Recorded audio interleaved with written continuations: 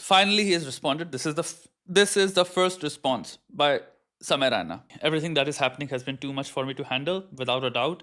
Like whether आप ये मानते हो कि जो हुआ सही हुआ गलत हुआ, देखो आपका ओपिनियन आपकी राइट है.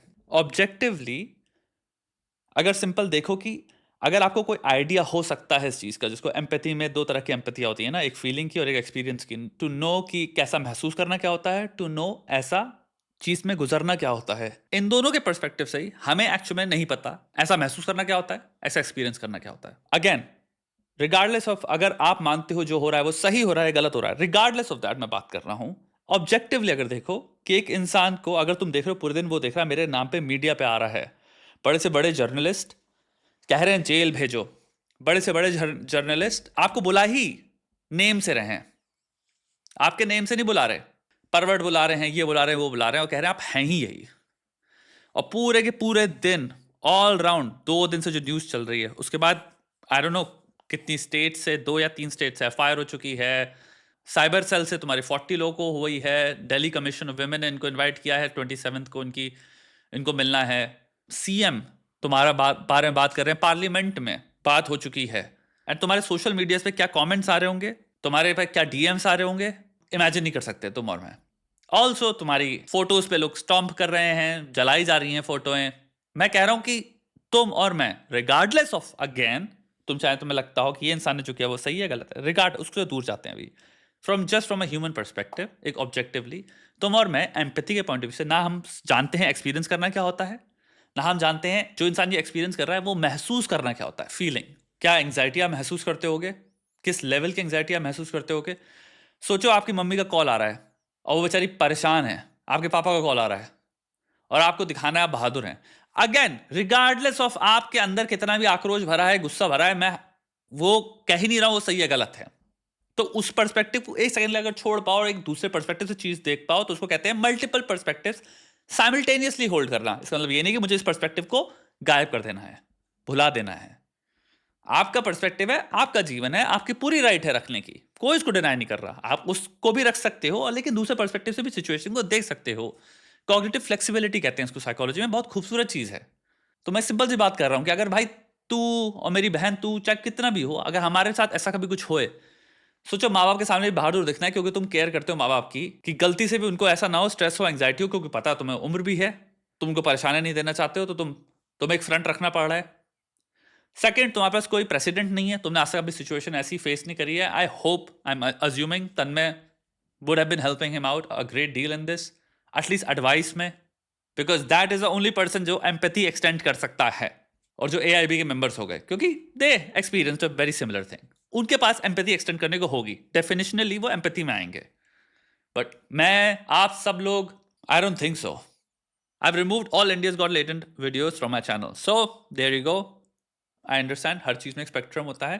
एक लोग हैं, आई डोंट नो वो कितनी बड़ी परसेंटेज है, but I would think minority percentage ही होगी जो कि है कि इनको जेल जाना चाहिए. And I would also think कि वो इसलिए बोल रहे हैं क्योंकि वो अभी बहुत गुस्सा आ रहा है.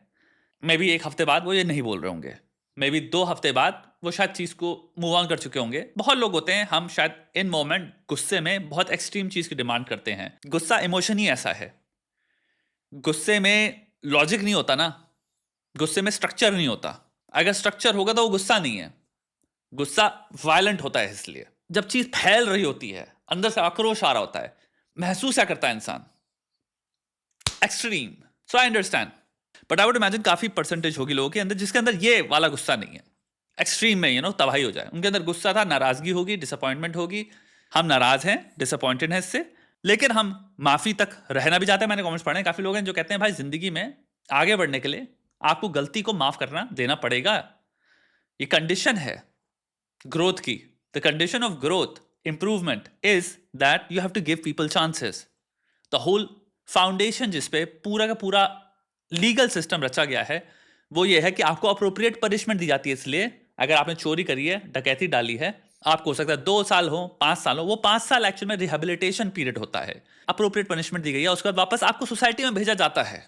आपकी गलती के एग्जैक्टली अप्रोप्रिएटनेस के हिसाब से आपको पनिशमेंट दी जाएगी, जो कि लॉजिकल इन नेचर होगी, इमोशनल नहीं. पनिशमेंट लॉजिकल असेसमेंट से आएगी, बायस नहीं हो सकते हम. तो यहाँ पे काफी लोग हैं जो शायद चाहते हैं कि हाँ यार फॉरगिवनेस इंपॉर्टेंट है, just from this I think there is a population जो शायद काफी लोग हैं जो सेटिस्फाइड हो, मे बी आप नहीं है बट काफी लोग हैं जो शायद सेटिस्फाइड हो कि an honest admission, not a manufactured forgiveness. काफी लोग होंगे जो कहेंगे हाँ दिट्स इनफ फॉर मी, काफी लोग होंगे जो खुश होंगे कि चलो ठीक है शो खत्म हो गया। We are technically back to 7 months ago, right, जब ये शो एग्जिस्ट नहीं करता था। Are we or are we not from a content making point of view? Are we? Or maybe situation और things will go exactly the same way. यहाँ पे दूसरी चीज आप पूछ सकते हो भाई what will Samay do? I don't think for the longest period of time इंसान इस चीज से नॉर्मली उभर के आराम से कंटेंट बनाने में आने वाला है। These things take a toll, very likely कि आपके लिए ट्रॉमेटिक एक्सपीरियंस है। अगेन रिगार्डलेस ऑफ आपको क्या लगता है, मैं वहां पे उनके पॉइंट ऑफ व्यू से बात कर रहा हूँ जो भी इंसान इस चीज से गुजर रहा हो, रिगार्डलेस आप क्या फील करते हो, आप ये तो कहोगे ना इंडिविजुअली ये ट्रॉमेटिक एक्सपीरियंस होगा। भयंकर खौफ भरा है इसके अंदर, भयंकर एंग्जाइटी है, भयंकर स्ट्रेस है, हेल्पलेसनेस है। My only objective was to make people laugh and have a good time. I will fully cooperate with all agencies to ensure their inquiries are concluded fairly. Thank you. High five या फिर नमस्ते। How are you feeling? मेरे को genuinely interested हूँ मैं। जितने लोग भी इस वक्त इस वीडियो को देख रहे हैं, I hope आप यहाँ तक पहुँचे। What are you feeling? Please write this down in the comment section. I would love to hear. Happy? Do you feel like ये शो को तो कभी एग्जिस्ट ही नहीं करना चाहिए था, so I'm actually glad this show is over? Do you think this situation is actually over? या फिर तुम्हें लगता है सिचुएशन अभी और बढ़ने वाली है? Theories are floating around कि मे बी इस सिचुएशन को यूज करके बिल कोई पास किया जाए जिसमें अब बहुत ही कंटेंट मॉडरेशन बहुत स्ट्रांग हो जाएगा। There is a theory, I am saying I don't know this to be true, but ये स्ट्रांग थ्योरी चल रही है। दूसरी एक और थ्योरी है जो बड़ी स्ट्रांग है, आई थिंक नकुल धुल जो तुम्हारा मिथु डॉन उस बंदे की थ्योरी थी ये, तुम्हारी प्राइवेट ओटीटीज या ये जितनी कंपनियां हैं इनसे सहन नहीं हो रहा था इतना बड़ा शो बेसिकली एक इंडिपेंडेंट इंसान कर रहा था, इतना ज्यादा बड़ा शो। मैं नहीं कहूंगा कि भाई कॉजेशन सिर्फ एक है, मल्टी कॉजालिटी हो सकती है, यानी कि भाई वो जोक क्लियरली है भी ऐसा कि आग लगा देगा, तो मैं समझ सकता हूँ लोगों का दिमाग क्यों खराब हुआ। कोई लोगों को घर पे आके उनको कह नहीं रहा कि तुम्हें गुस्सा फील करना है, इंसान ने वो जोक सुना, इंसान ने या फिर जोक देखा, उसका ऑटोमेटिकली दिमाग खराब हो गया। सो एक वो कॉजालिटी तो मैं रखूंगा, बट जो थ्योरी है वो ये कह रही कि जो एक्सट्रीम में एक्शन हो रहा है उसके पीछे भी ये हो सकता है, जैसे तुम्हारे अभी ऑल सिने जो भी बोर्ड है सिनेमा का, उन्होंने पूरा दिया है कि इसके खिलाफ वो खंडन करते हैं, एंड जिसपे लोग ट्रोल कर रहे हैं कि आई थिंक योगी बाबा का ट्रोल था, तुम्हारे ओटीटी प्लेटफॉर्म से क्या उनका, तुम्हारा ऑल्ट बालाजी और दूसरा भी है समथिंग चुल्लू हुल्लू, आई हैव नो आइडिया, लुल्लू, I don't know, something like that, जिस पे अपेरेंटली बहुत ज्यादा वैसा कंटेंट है, तो वो सही है। एंड अगेन ये सब बातें हैं, people are discussing this now. So the conspiracy is that independent artist और यूट्यूबर्स उनके पास इतनी ताकत आ रही है, और आ रही थी क्योंकि आई थिंक एक और शो स्टार्ट होने वाला था, मुझे नहीं पता उसका क्या होगा, जो हिप हॉप शो स्टार्ट होने वाला था, रफ्तार, बादशाह एंड समय, ये लोग स्टार्ट करने वाले थे रैपर्स के लिए। आई हैव नो आइडिया अब वो होगा भी कि नहीं होगा, but things like that were popping up, alternative things जो कि मोर स्ट्रांग थी देन मीडिया में जो शोज चल रहे थे। जो पावर रिलीज हो रही थी, निकल रही थी इधर से, जो शिफ्ट आ रहा था, जो मल्टीमीडिया या तुम्हारी जितनी भी एजेंसीज कॉर्पोरेशन जो होल्ड करके बैठती थी पावर कि हमें किसको स्टार बनाना है, किसको वो करना है, कैसे हम वो करेंगे, मीडिया मैनेज करेंगे, पीआर उसमें इन्फ्यूज कर देंगे, जो मूवीज रिलीज हो रही है उनके गेस्ट एक्चुअल में इधर से उधर लेफ्ट टू लेफ्ट हम ट्रांसफर करेंगे, तो पूरे हम एक मशीन चलती थी जो फ्यूल करती थी। अब क्या हो रहा है, लोग इंडिपेंडेंटली बड़ी बड़ी प्रॉपर्टीज क्रिएट कर रहे थे, जैसे वो हिप हॉप वाला शो होने वाला था, ये जो शो था, अब ये सब खत्म हो रहे हैं एंड पॉसिबिलिटीज भी कम हो रही हैं। मे बी इससे वापस पावर आ जाती है, शिफ्ट होती है तुम्हारे जितने भी कॉर्पोरेशन हैं इनके पास, that is a theory right now, maybe उसमें भी शायद पावर हो, आई डोंट नो, बहुत सारी चीजें हो सकता है कंट्रीब्यूट कर रही हूँ, हमें नहीं पता पीछे भाई कितने लोग हैं, क्या क्या इंटेंशंस हैं, क्या फिंगर्स हैं, कॉजालिटी क्या है, बड़े प्लेयर्स क्या इन्वॉल्व हैं इसमें, और कितनी चीजें एक्चुअल में ऑर्गेनिक ही हैं।